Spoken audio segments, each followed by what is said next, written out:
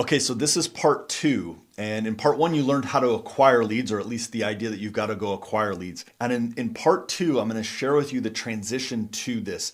Now, I'll just tell you really quickly, I was just at a marketing workshop with some of the best marketers in the world, and they taught part two and had no idea how to do it the way that I teach this. Now, if you want to learn more, we actually built a software that's free to use on how you can actually do every part of the Alamo framework that I'm going to share with you. I'll put a link to it. It's called Lead Syndicate. This is not to sell the software. Again, it's free to use.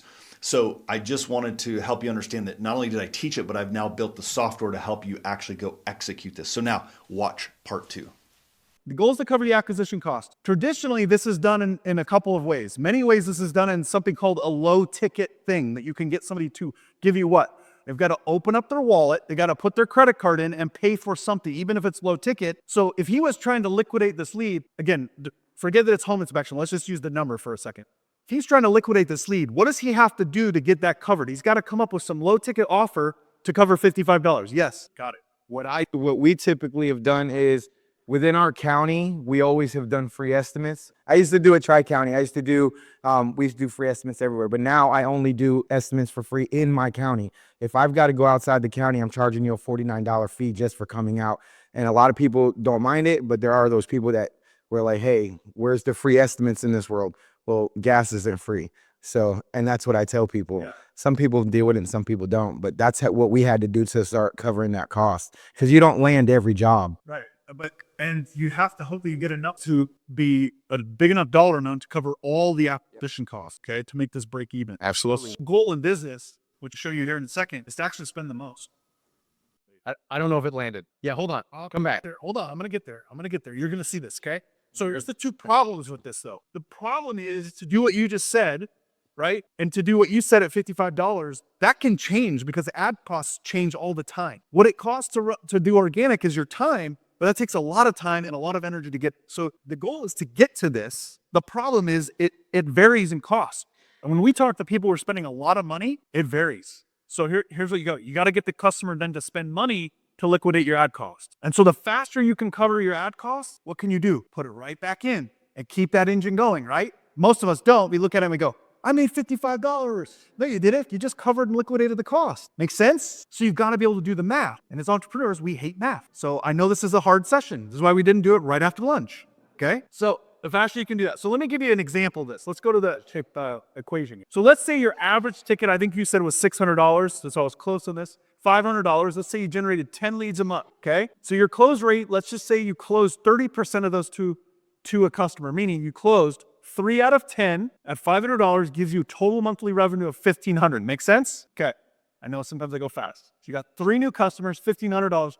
Your total profit was what? $1,050 because you have your 70% profit margin on this. Okay.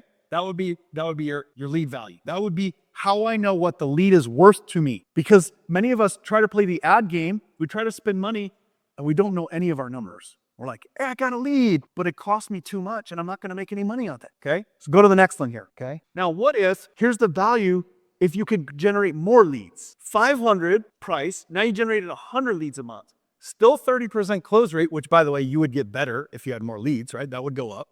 But let's just keep it. Now you got $15,000 with a total monthly profit of $10,500.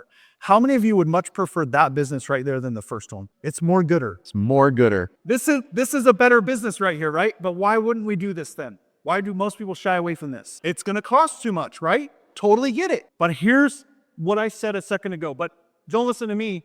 Listen to the marketing legend, Dan Kennedy. He said the person who can spend the most to acquire a customer wins. Just listen to that and think about it. Why? Why is that true? See, most of us think it's got to be the one who can do it the least. Let's say we're competing. Who's going to win? If you can only spend $100 and I can spend $500, who's going to win probably? That's why the beverage business is so hard to get into and be successful, because you're competing with giants who can spend more to get the customer. Does this make sense? So this is why the game is so hard for us. It's stacked against us. We are solopreneurs and small businesses trying to compete in many industries against giants who can spend those dollars. The reason you're buying leads from this company is because they're spending millions probably to go generate and aggregate all these leads and then resell them to you. What if we could put that control in your hands? How could that change the game for you? You now own your business. You are not subject to someone else owning your business, because he who controls the leads controls the business. I can turn them on, I can turn them off. And if you're dependent on somebody else for all of that, that's scary. Follow me? So we're going to put this into your hands. So here's the thing, remember? So now that we've learned how to acquire and liquidate leads, I want you to check out what we do next in part 3, because this is the key linchpin to making this all work. Go check out part 3.